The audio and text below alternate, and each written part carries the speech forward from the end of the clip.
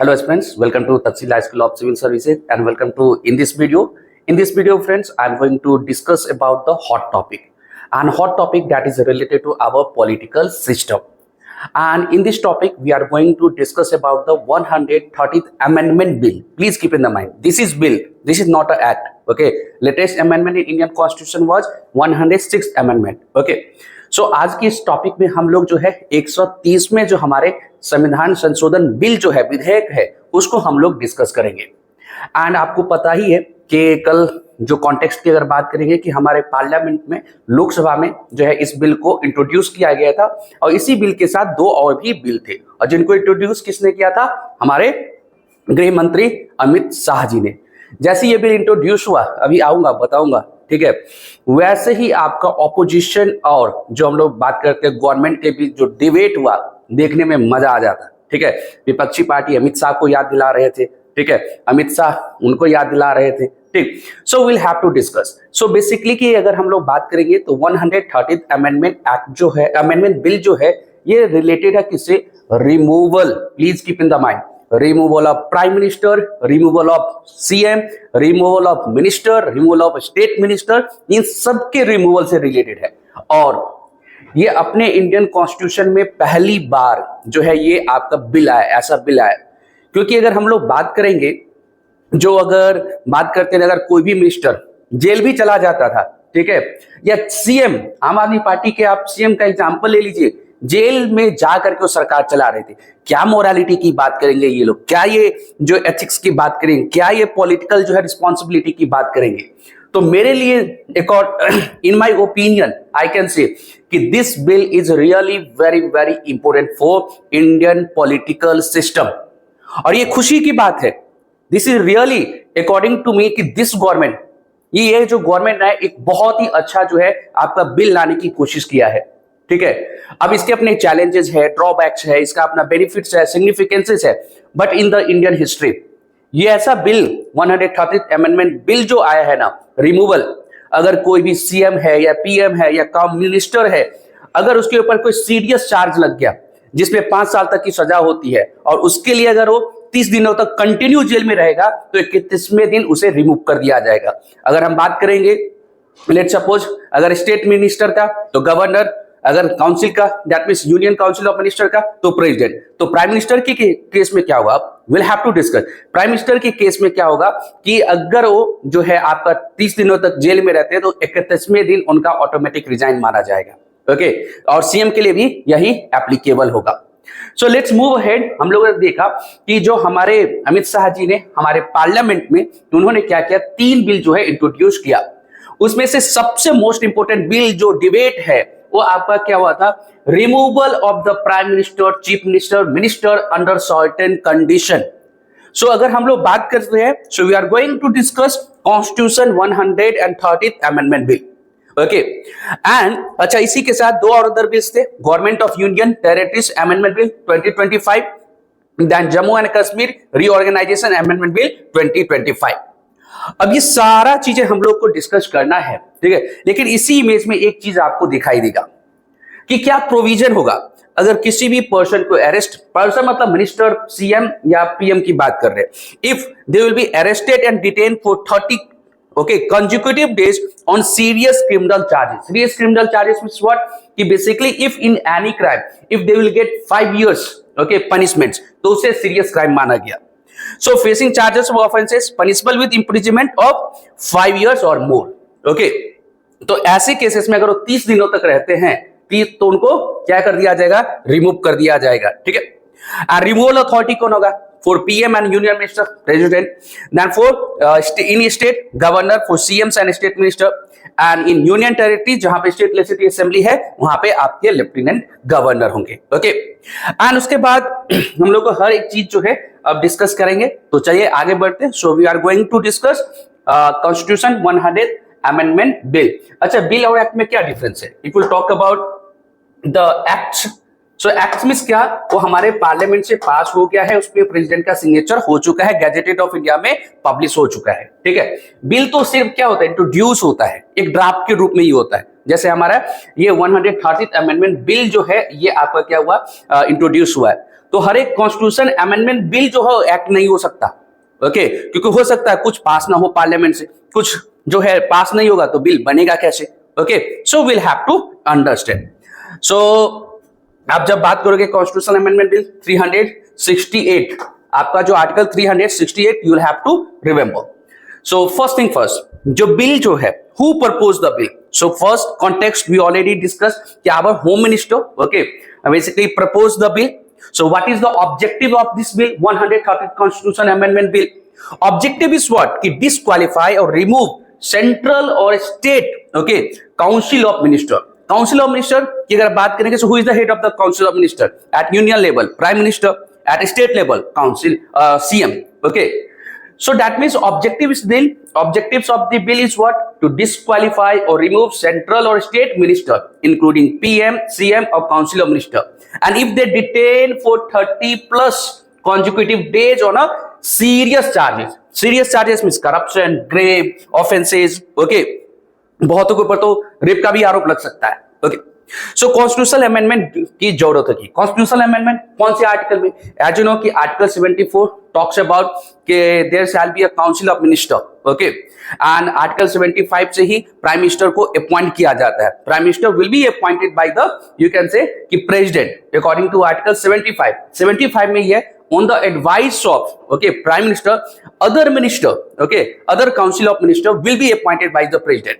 So हमारे जो 75 और आर्टिकल 164 में भी अमेंडमेंट की जरूरत होगी for state level, okay so यहाँ पे जो इस बिल से क्या होगा कि अगर ये बिल आता है और अगर ये पास होता है तो आर्टिकल 75 में और आर्टिकल 164 में आपका क्या होगा?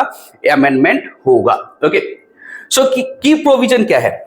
की प्रोविजन है ऑटोमेटिक रिमूवल आफ्टर 30 डेज कि एनी मिनिस्टर, ठीक है, जिसे आपको डिटेन किया जाता है लगातार 30 दिनों तक वो जेल में रहता है या डिटेन किया जाता है, ठीक है, उनका अगर करप्शन या सीरियस क्राइम से रिलेटेड, ठीक, तो अगर आप सीरियस क्राइम से related so they can not hold office. तो अभी इस बिल से क्या होगा हमें समझना है, विल हैव टू अंडरस्टैंड कि let's suppose this bill will basically you can say ना पास, गवर्नमेंट का क्या कहना है कि there will be you can say ना गुड गवर्नेंस, पॉलिटिकल रिस्पॉन्सिबिलिटी बढ़ेगी, पॉलिटिकल मोरालिटी बढ़ेगी, ओके पॉलिटिकल एथिक्स जो है वो एस्टैब्लिश्ड होगा, okay of course there are challenges will have to discuss, okay so first of all automatic removal, जो अगर 30 दिनों तक कंसेक्यूटिव अरेस्ट रहते हैं या डिटेन होते हैं, सीरियस क्राइम जो 5 साल या उससे, ठीक है, उस मामले में अगर उनको जो है डिटेन किया गया या अरेस्ट किया गया, रिमूवल क्या होगा?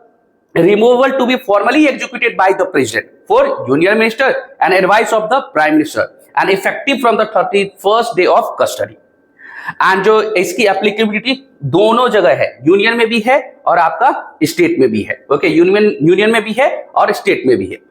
सो कॉन्स्टिट्यूशनल एंगल की बात करते हैं, so that means there will be need of amendment in you can say article 75 164 I already explained, okay so आपको पता है अभी का जो प्रोविजन है वो क्या है कि जो मिनिस्टर है, ठीक, वो प्लेजर ऑफ प्रेसिडेंट, ये स्टेट में pleasure of governor we can say अपने पोस्ट को होल्ड करते हैं, ठीक है एंड अगर उनको वैसे तो हम बोलेंगे प्रेसिडेंट लेकिन रियल मायने में प्राइम मिनिस्टर, ठीक है, क्योंकि जो आपका प्रेसिडेंट है they will have to perform on the advice given by the you can say prime minister, okay in same thing in state.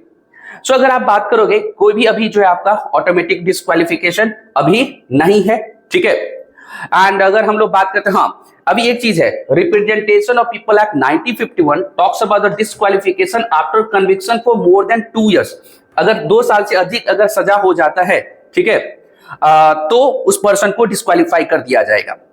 अब अगर इसमें अमेंडमेंट होगा तो इसका इंपैक्ट क्या होगा? Creates a new ground of removal independent of conviction, okay then उसके बाद बैकग्राउंड एंड ट्रिगर की बात करते हैं। एक केस हुआ था, ठीक है, आपका जो है वी सेंथिल वाला जी का, तो 2023 का ही, पिछले 2 साल का ही मामला है।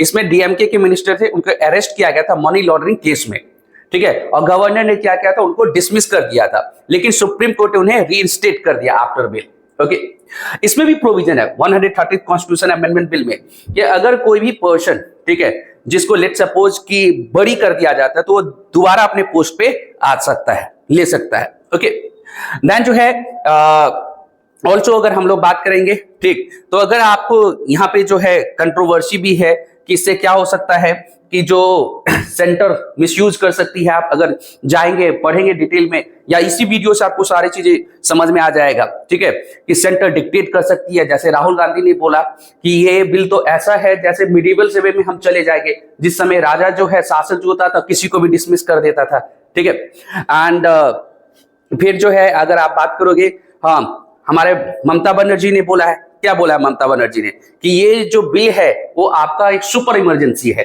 ठीक है। अब आम आदमी पार्टी ने भी क्रिटिसाइज किया है, ओवैसी साहब ने भी क्रिटिसाइज किया है, ठीक है। एंड ये एक जनरली है, ठीक, कि of course there is a debate related to what, political misuse of arrest versus public morality in governance, ठीक है। इसके अपने बहुत सारे हम कहते हैं क्रिटिसिज्म हो सकता है, but what about the political morality? Let's suppose if you are the leader, so you should have, okay, क्या होना चाहिए आपके पास? पॉलिटिकल मोरालिटी जो है आपके पास होना चाहिए। क्या होना चाहिए? पॉलिटिकल मोरालिटी आपके पास होना चाहिए। तो इसके जो कंट्रोवर्सी है कि पोटेंशियल फॉर मिसयूज हो सकता है, ओके, देन जो है अपने इंडियन कॉन्स्टिट्यूशन में प्रिजम्पशन ऑफ इनोसेंस है। जब तक उसे कोर्ट के द्वारा प्रूफ न कर दिया जाए कि इसने क्राइम किया, तब तक उसे इनोसेंस माना जाता है। लेकिन इस बिल से क्या होगा?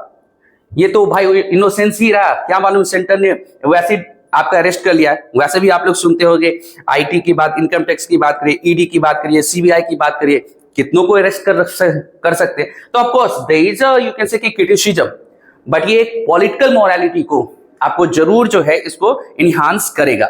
It is also against the violation of separation of power, okay, जो हमारे आर्टिकल 50 में है, ठीक, कि आपका there should be separation of power between the judiciary and the executive, then Mamata Banerjee said it is a super emergency, okay. And then जो है आगे बढ़ते हैं, बात करते हैं इसके significances. Of course there is a positive outcomes, strengthens political accountability and probity and governance. This is important for what? Important for the good governance. इससे लोगों के अंदर एक ट्रस्ट बढ़ेगा कि ये हम जिनको चुने हैं, ये अगर ऐसे कोई क्राइम करते हैं तो ये पोस्ट पे नहीं रह सकते हैं, okay. Then after that it prevents minister under serious allegation from continuing in high office, okay, and address ethics deficit in Indian politics aligned with the Supreme Court observation in 2014 in Lily Thomas and Manoj Narola case, okay, कि supreme court ने भी बोला था, क्या बोला था, कि आपका क्या होना चाहिए कि अपने इंडियन पॉलिटिक्स में एथिक्स डेफिसिट है, उसको आगे बढ़ाने की जरूरत है। Then it is a symbolic step towards zero tolerance for corruption, so these are the significance, okay, you will have to understand. Now there is a concern and challenges, presumption of innocence, I already told you कि removal after mere detention, not conviction, सिर्फ आप detention से किसी को हटा देते हो, वो कन्विक्ट नहीं हुआ है, तो it's you can say against the fundamental rights under article 21 and article 14। Then scope of misuse, political arrest, detention could be engineered to oust ministers. It may be center can use this tool, okay, for destabilize the opposition, okay, you can say now government in various states. Then there is a federal friction, could depend center state conflicts, okay, basically in opposition ruled state there will be judicial test also, likely to face challenges in Supreme Court on grounds of basic structure doctrine, okay, so please try to understand. Then there is a political legal, okay, repercussion. Political may be seen as a center's tool to weaken opposition government. I already told you. Legal, it will basically trigger debate on ethical governance versus due process rights. Okay. And then if you talk about, हम लोग बात करते हैं democracy. आपको पता है अपने India में कोई एक सीएम 3-3 महीने जेल में रहता है, वहां से अपना गवर्नमेंट चलाता है। दैट इज नॉट गुड मेरे हिसाब से। किसी सीएम के ऊपर लैंड स्कैम का पूरा आपका जो है चार्ज लगा हुआ है, वो जेल में भी रहता है और वहां से अपना गवर्नमेंट चलाता है। That is not good. अगर आप मिनिस्टर हो, सीएम हो, पीएम हो, you should take what you can say ना, you should take a step कि अगर मेरे ऊपर चार्ज लगा तो मैं खुद से रिजाइन देता हूं, I am going to give my resignation.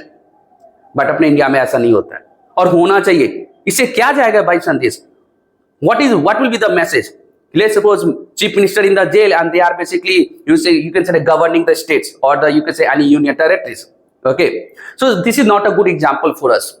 If you compare, हम अमेरिका से या यूके से कंपेयर करिए आप, एक चीज समझ में आएगा, वहां पर अगर एलिगेशन लग गया, सीरियस एलिगेशन, तो लोग खुद से रिजाइन मार देते हैं। ठीक है, देखिए UK and US minister usually resign voluntary upon indictment और इवन सीरियस एलिगेशन। ओके, लेकिन अपने इंडिया में ऐसा कुछ भी नहीं है। इनको तो जब तक मन हो तब तक जो है ये क्या कर सकते हैं, आपका जो है बने रह सकते हैं। ओके, अब ये बिल तो आया, इतना डिबेट हुआ, इस बिल को भेज दिया गया ज्वाइंट पार्लियामेंट्री कमेटी में। इसमें 31 मेंबर्स होंगे, 21 फ्रॉम लोकसभा, ओके, ये हमें ध्यान रखना है, 10 from Rajya Sabha. And joint parliamentary को ये आपका काम दिया गया, इस बिल को स्क्रूटनी करिए और नेक्स्ट सेशन से पहले आपको अपना रिपोर्ट देना है। तो ज्वाइंट पार्लियामेंट्री कमेटी के जो रिपोर्ट होगी, it is not binding on government. Okay, please keep in the mind. Then after जो joint parliamentary report, then in next session maybe government will table this bill, okay, in parliament. Then there will be debate, okay, discussion, then voting, then it will basically pass by one house, then it will be basically redirected to another house, okay, and then after that, after passing from both house, then president will have to give their assents, okay. So I hope so this 130th amendment bill, you can say you'll be able to understand, and this video, okay, will be really very helpful for your preparation. If you face any hurdle challenges, you can just comment, okay, and please like this video, you can share this video with your friends, okay, and also you can subscribe our channel, and please keep in the mind, give your 100%, okay, आप अपना 100% देते रहिए।